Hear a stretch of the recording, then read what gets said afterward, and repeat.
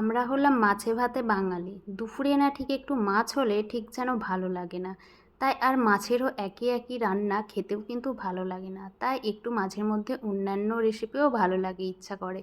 তাই ভাবলাম চলো আজ তাহলে একটু বিয়ে বাড়ি বা যেকোনো অনুষ্ঠান বাড়ির মতো মাছের ঝাল করা যাক। জন্যই তো ওইদিকে বেশ কিছুটা মাছ আমি লবণ হলুদ দিয়ে মাখিয়ে রেখে দিয়েছিলাম, আর সেই ফাঁকে একটু মশলাগুলো করে নিলাম, আর তারপরেই দেখো মাছটাকেও ভেজে নিলাম লাল লাল করে। আর ওই একই তেলেতে একটুখানি কাঠচোকালি ফোড়ন দিয়ে দিলাম কাঁচা লঙ্কা, আর দিলাম পেঁয়াজ, তারপরে আদা রসুন টমেটো সব দিয়ে ভালোভাবে কষিয়ে নিতে হবে। আর এখানে গুঁড়ো মশলা অ্যাড করেছিলাম জিরে গুঁড়ো, ধনে গুঁড়ো, আর একটু লঙ্কার গুঁড়ো আর হলুদ গুঁড়ো, আর কালারের জন্য জাস্ট একটু কাশ্মীরি লঙ্কা।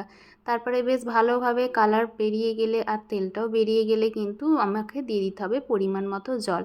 পরিমাণ মতো জল দিয়ে দেওয়ার পর মাছটাকে দিয়ে বেশ কিছুক্ষণ ফুটিয়ে আর দিয়েছিলাম সবশেষে গরম মশলা। মশলা হচ্ছে স্বাদে আর গন্ধে দুটোতেই একদম সেরা, তাই শেষে একটু নামানোর আগে গরম মশলা দিলে কিন্তু বেশ সুন্দর হয়।